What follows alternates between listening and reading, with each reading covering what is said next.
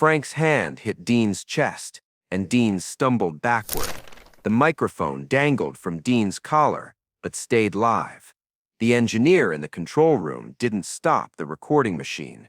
Frank said, "You'll never reach my level," and every word was going to tape. Wait.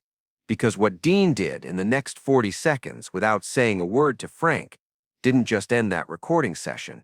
It buried a tape for 30 years, and almost nobody knew why they canceled the album. The session had started clean that morning. Los Angeles, February 1966, Capitol Records Studio A on Vine Street.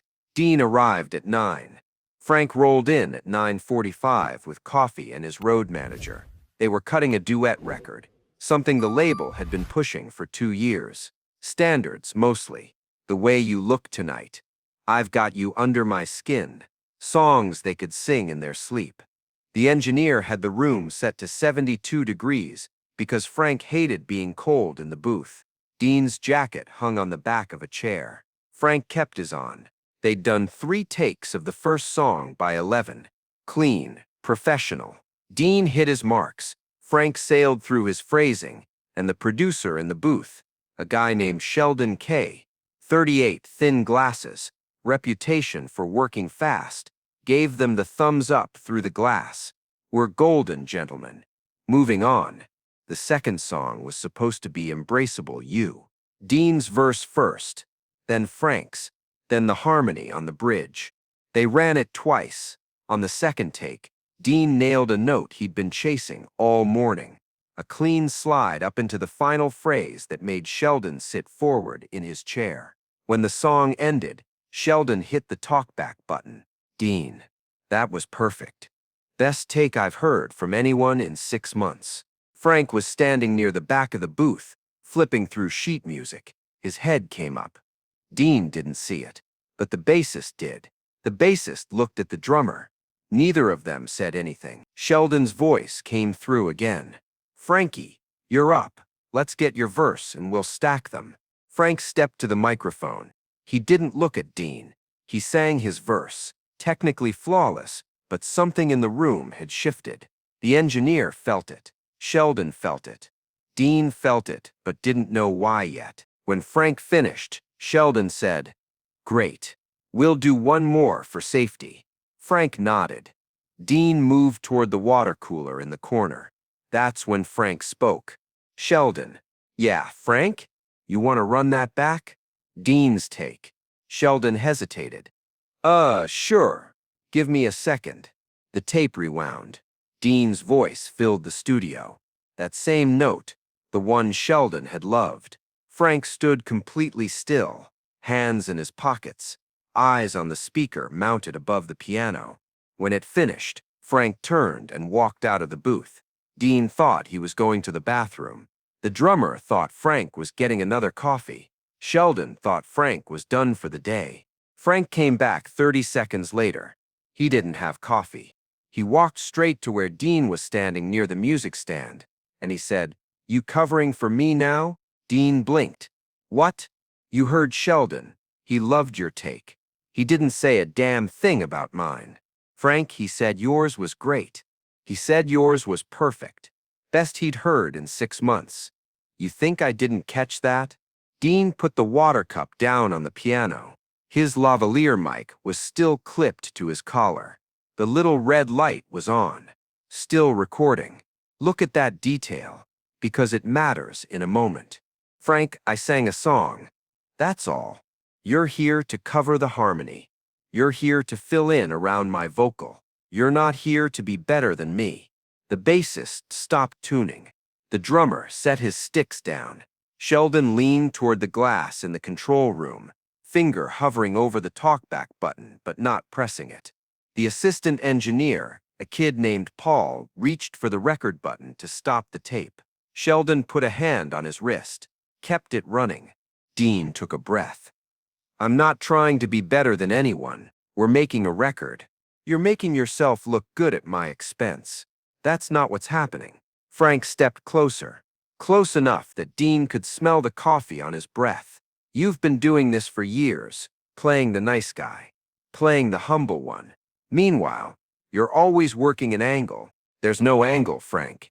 Bullshit. Frank's hand came up, palm flat. It hit Dean square in the chest, just below the collarbone. Not a punch, a push, but hard enough that Dean went back 2 steps, his heel catching the edge of the Persian rug they'd laid down for sound dampening. Dean's hands came up instinctively, but he didn't push back. He steadied himself against the piano bench. The microphone on Dean's collar swung loose, hung at an angle, but the clip held. The red light stayed on. Every word, every breath, still going to tape. Frank said, "You'll never reach my level. You know that, right? You're a good singer. You're a reliable guy. But you'll never be what I am." Dean didn't say anything. He looked at Frank. Then he looked past him, through the glass, at Sheldon, at Paul, at the bassist and the drummer, both frozen. Notice what Dean didn't do. He didn't yell, he didn't swing, he didn't defend himself or call Frank out or tell him to leave. He just stood there, one hand still on the piano bench, the other hanging at his side, breathing. Frank waited. 5 seconds, 10, waiting for Dean to say something, to fight back, to give him a reason to keep going. Dean gave him nothing. Finally, Frank turned and walked out of the booth. Not to the hallway, not to his dressing room, out the side door, into the alley behind the studio. The door slammed. The sound echoed in the booth. Dean stayed where he was, hand on the piano bench, eyes on the floor. Sheldon's voice came through the talkback. Quiet, careful. "Dean, you okay?" Dean looked up at the glass. He nodded once. Then he reached down and unclipped the lavalier mic from his collar, set it on top of the piano, walked to the chair where his jacket was hanging, put it on, and left through the main door without saying a word to anyone. The session ended at 11:47 a.m. The record was never finished. The album was never released. But here's what you need to understand about that tape. Sheldon didn't erase it. Paul thought he should. Paul actually asked, right there in the control room, whether they should wipe it clean. Sheldon said no. He labeled it, dated it, put it in a box with the other session reels, and filed it in the Capitol Records archive. Standard procedure, except this wasn't a standard session. For 3 years, that tape sat on a shelf in a climate-controlled room on the 3rd floor of the Capitol Tower. In 1969, when the label did a purge of unfinished projects, someone pulled the box, saw Martin's Sinatra duets, Feb 66, and almost sent it to the dump. But they didn't. They moved it to long-term storage instead. Cold storage, a warehouse in Burbank, where they kept masters nobody was sure they'd ever need again. In 1978, a junior archivist named Linda Kovas was cataloging the Burbank facility. She found the box, played the tape out of curiosity, heard the whole thing. The compliment, the accusation, the push, Dean's silence. She wrote it up in her notes, flagged it as sensitive material, and put it back on the shelf. Her supervisor told her to forget about it. She did. In 1991, a documentarian working on a Rat Pack retrospective requested access to unheard session tapes. Capitol's legal team pulled everything remotely connected to Sinatra. This tape was in that batch. The documentarian listened to the first 30 seconds, recognized what it was, and stopped the playback. He told the label he didn't need it, didn't want it. The tape went back into storage. It wasn't until 1996, 4 months after Dean Martin died, that someone played it all the way through with the intent to understand what had happened. A writer named Jeffrey Marsh was researching a book on Dean. He got access to the archive, found the tape, and sat in a listening room at Capitol for 43 minutes while the whole session played out. When it was over, he called Sheldon Kay, who was retired by then, living in Santa Barbara. "You kept the tape," Jeffrey said. "I kept the tape," Sheldon confirmed. "Why?" Sheldon was quiet for a long time. Then he said, "Because it was the truth, and somebody needed to know the truth." Remember that moment when Dean unclipped his mic and set it on the piano? That wasn't defeat. That wasn't surrender. That was a choice. Dean could have fought back, could have told Frank to go to hell, could have walked into the control room and demanded Sheldon erase the tape, destroy the evidence, make sure nobody ever heard what just happened. But he didn't. He let it record. He let it stay on the shelf. And for 30 years, while Frank's career soared and Dean's star held steady, that tape sat in a box, waiting. The album was supposed to drop in June of 1966. Capitol had pre-sold it to distributors. They'd mocked up cover art, 2 chairs, a microphone, Dean and Frank in tuxedos, smiling like brothers. The marketing department had a whole campaign ready. Radio spots, magazine ads, a joint live performance planned for the Ed Sullivan Show in July. When the session fell apart, the label tried to salvage it. They called Frank's manager. They called Dean's people. They offered to bring in a mediator, a different producer, a new studio. Frank's camp said he wasn't interested. Dean's camp said he'd moved on to other projects. By August, Capitol quietly pulled the album from the release schedule. No press release, no explanation. It just disappeared. Industry insiders speculated. Some said Dean and Frank had a scheduling conflict. Some said the material wasn't strong enough.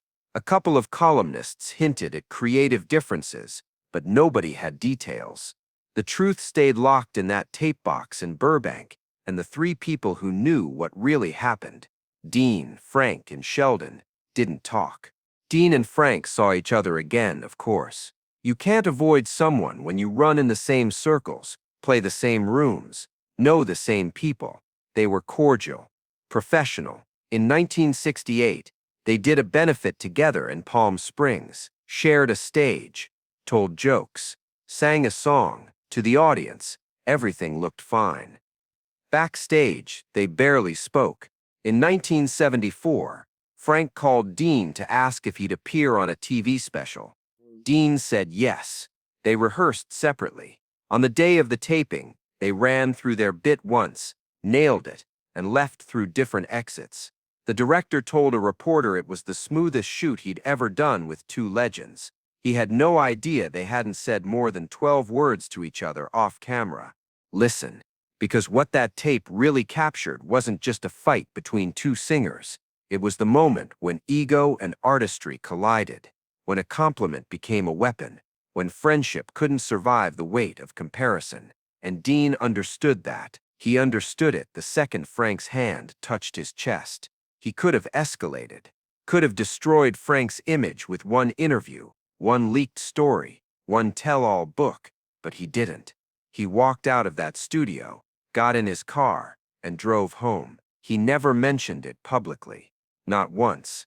Frank didn't mention it either, but people close to him said he regretted it. Not publicly. Not in any way that could be quoted or recorded. But in private moments, late at night, after a few drinks, he'd get quiet. Someone would bring up Dean, and Frank would go still, stare at his glass, and change the subject. When Jeffrey Marsh's book came out in 1998, 2 years after Dean's death, it included a chapter about the tape. He didn't have permission to publish a transcript. Capitol wouldn't allow it, but he described what was on it. The setup, the compliment, the confrontation, the push, Dean's silence, the aftermath. The book got reviewed in the New York Times. The headline read, "The Day the Music Stopped, Dean Martin and Frank Sinatra's Unfinished Duet." Frank was still alive then, 82 years old, living in Los Angeles. A reporter asked him about it. Frank said, "I don't remember." The reporter pressed. Frank said, "Next question." Frank died in 1998. 3 months after that interview, the tape stayed in the archive. Capitol considered releasing it as part of a box set in 2003, but decided against it. Too raw, too personal. Not the image they wanted to preserve. As of now, that tape still exists. It's been digitized. It's in a vault. A handful of people have heard it in full. Most of them are archivists, researchers, label executives. They all say the same thing. It's uncomfortable, it's painful, and it's real. The album that was never made would have been called Two of a Kind. That's what the paperwork said. Two of a kind. Dean Martin and Frank Sinatra. It would have sold millions. It would have defined an era. But instead, it became the record that never was, the collaboration that fell apart, the moment when two of the greatest voices in American music couldn't share the same room. And here's the thing nobody talks about. Dean never blamed Frank, not in interviews, not in his memoir, not even in private conversations with close friends. When people asked him about the unfinished album, he'd shrug and say scheduling got complicated. When they asked about his relationship with Frank, he'd say, "We're fine. We're always fine." And technically, that was true. They were fine. They just weren't friends. That's the cost. That's what the tape captured. Not just a push, not just an insult, but the exact second when 40 years of friendship cracked, and neither of them could figure out how to repair it. The engineer, Paul, the one who wanted to erase the tape that day, he gave an interview in 2005. He said, "I've worked in studios for 50 years. I've seen fights. I've seen breakups. I've seen bands implode. But I never saw anything like that. It wasn't loud. It wasn't violent, really. It was just final, like watching a door close and knowing it's never opening again." If you enjoyed spending this time here, I'd be grateful if you'd consider subscribing. A simple like also helps, more than you'd think. Years later, someone asked Sheldon Kay if he thought Dean made the right call, walking out without a fight. Sheldon said, "Dean knew something Frank didn't. He knew the tape would survive longer than The Grudge, and he was right." There's another tape in that same archive, from 1977. Dean and Frank, same studio, different project. A Christmas album. They got through 2 songs before Dean's manager called to say there was a family emergency. Dean left. The session never resumed. Some people think the emergency was real. Some people think Dean just couldn't do it anymore. The tape from that session is labeled incomplete. That's all it says. Incomplete. If you want to know what really broke between them that day in 1966, leave a comment. And if you've ever wondered what other tapes are sitting in vaults, waiting for someone to press play, let me know.